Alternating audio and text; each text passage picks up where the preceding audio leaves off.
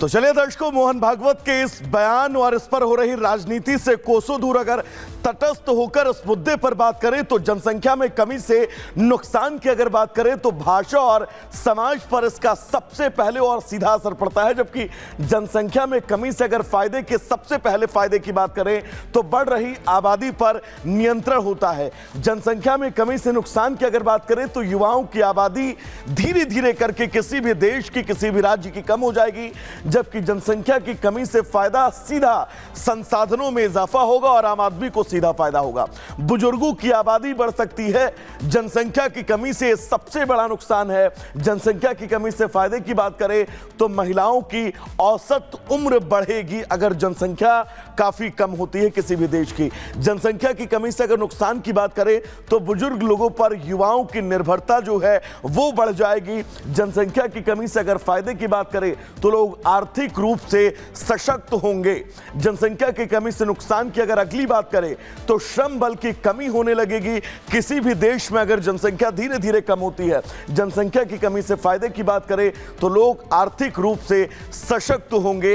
ये कहीं ना कहीं से प्रारूप होता है किसी भी देश की जनसंख्या घटने और बढ़ने के बीच। जनसंख्या की कमी से नुकसान की अगर बात करें तो श्रम बल में कमी होने लगेगी। यानी कि ये वो तटस्थ चीजें हैं जिन चीजों को समझना जानना आप सभी के लिए बहुत जरूरी है। दर्शकों, अब आगे बढ़ेंगे और बात उत्तर प्रदेश के मुरादाबाद से आ रही एक ऐसी तस्वीर की करेंगे जो तस्वीर यकीन मानिए आपको सोचने पर मजबूर कर देगी। जहां पर एक उत्तर प्रदेश पुलिस की महिला कांस्टेबल के साथ जबरन जबरदस्ती और मारपीट की गई।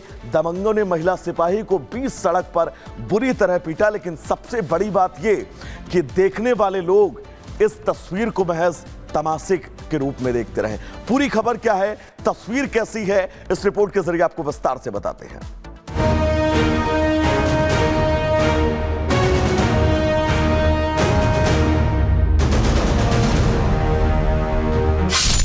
महिला सिपाही का गला घोटा, पेट में मारी लात,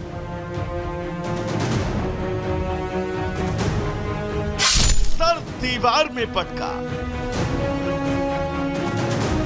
तस्वीरें उत्तर प्रदेश के मुरादाबाद की हैं और जिस पर हमला हो रहा है वो कोई घरेलू महिला नहीं बल्कि पुलिस में सिपाही है। मुरादाबाद के मिलक इलाके में मनचलों का हौसला इस कदर बढ़ा कि उन्होंने महिला सिपाही पर हमला करने में गुरेज नहीं किया। तस्वीरों में साफ देखा जा सकता है कि महिला सिपाही जो उस समय यूनिफॉर्म में नहीं थी वो सड़क से जा रही थी। तभी एक बाइक सवार उसके बगल आकर रुकता है।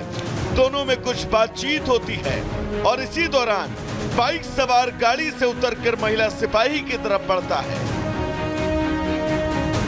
महिला सिपाही उसको पीछे हटाती है। बस इसके बाद युवक महिला सिपाही पर ताबड़तोड़ हमला कर देता है और देखते ही देखते सिपाही पर कई गंभीर हमले करता है और महिला को सड़क पर गिरा देता है और कई बार सर को दीवार पर मारता है। लेकिन हैरत की बात ये कि शुरुआती 30 सेकंड के वीडियो में साफ देखा जा सकता है कि एक शोहदा सरेराह एक महिला के साथ मारपीट करता रहा। लेकिन वहां से गुजर रहे और मोहल्ले में रह रहे किसी भी शख्स ने न ही महिला को बचाने की कोशिश की, न ही बीच बचाव करने की सहमत उठाई। हालांकि जब आरोपियों को पता चला कि पीड़िता पुलिस में तैनात है तो सभी मौके से फरार हो गए। शिकायत मिलने पर एक्शन में आई पुलिस ने सिविल लाइंस थाने में प्राथमिकी दर्ज कर ली है। नामजद आरोपियों के खिलाफ विभिन्न धाराओं में केस दर्ज कर जांच शुरू हो गई है।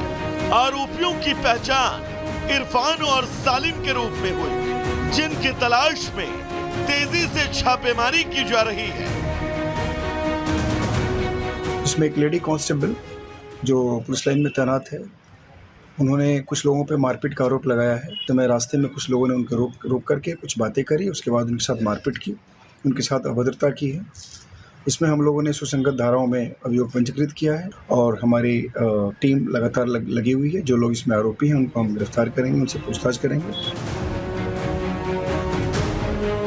फिलहाल मामले की जांच जारी है, लेकिन एक बात तो तय है कि कार्यवाही ऐसी होगी जो नजीर बनेगी, क्योंकि शायद ये बदमाश भूल गए थे कि वो उत्तर प्रदेश में है और यूपी में बाबा का राज है। यहाँ अपराधियों का पक्का इलाज होता है।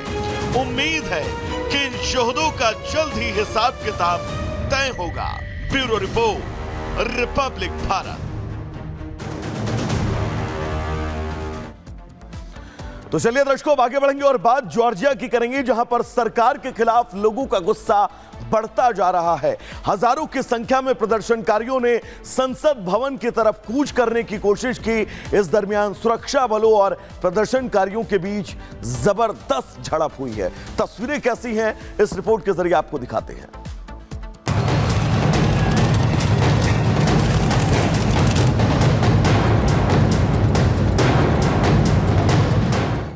जॉर्जिया में बेकाबू हुए हालात, सरकार के खिलाफ फूटा लोगों का गुस्सा, संसद भवन पर भीड़ का हमला।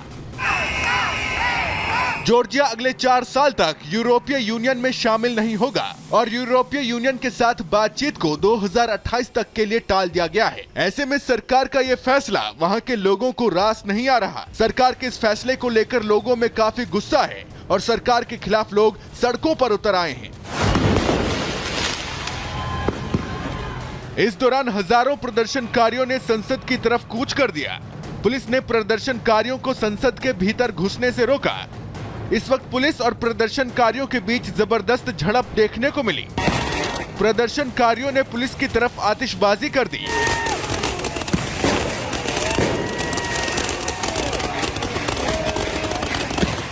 प्रधानमंत्री इराकली ने जॉर्जिया को यूरोपीय यूनियन में शामिल करने के लिए बातचीत की घोषणा की थी, लेकिन अब वो अपने ही फैसले से मुकर गए हैं। तभी से जॉर्जिया के हालात बिगड़ते चले गए। लोगों ने सरकार के खिलाफ मोर्चा खोल दिया है और धीरे धीरे इस प्रदर्शन ने हिंसा का रूप ले लिया। कुछ प्रदर्शनकारी संसद के दरवाजे तक पहुंच गए और संसद के अंदर घुसने के लिए गेट को तोड़ने की कोशिश करने लगे। जब हालात ज्यादा बिगड़े तो पुलिस ने भीड़ को खदेड़ने के लिए वाटर कैनन का इस्तेमाल किया। जब इससे भी बात नहीं बनी तो मिर्च स्प्रे के साथ ही आंसू गैस के गोले छोड़े गए।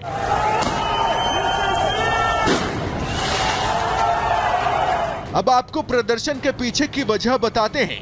जॉर्जिया के ज्यादातर लोग यूरोपीय यूनियन में शामिल होने का समर्थन करते हैं। इसको लेकर पीएम कोबाखित्जे ने ईयू में शामिल होने का वादा किया था, लेकिन अब जॉर्जिया 2028 तक ईयू में शामिल नहीं होगा, जिसके बाद से पीएम कोबाखित्जे के इस फैसले का विरोध हो रहा है। पीएम ने इसी वादे के दम पर दोबारा सत्ता में वापसी की थी। पीएम कोबाखित्जे पर चुनाव में धांधली का भी आरोप लगा था। यही वजह है कि जो वादा प्रधानमंत्री कोबाखित्जे ने लोगों से किया था, वो उस पर खरे नहीं उतर पा रहे हैं। और जब वो अपने फैसले से पीछे हट चुके हैं तो लोगों ने भी सरकार के खिलाफ मोर्चा खोल दिया है। Bureau report, Republic Bharat.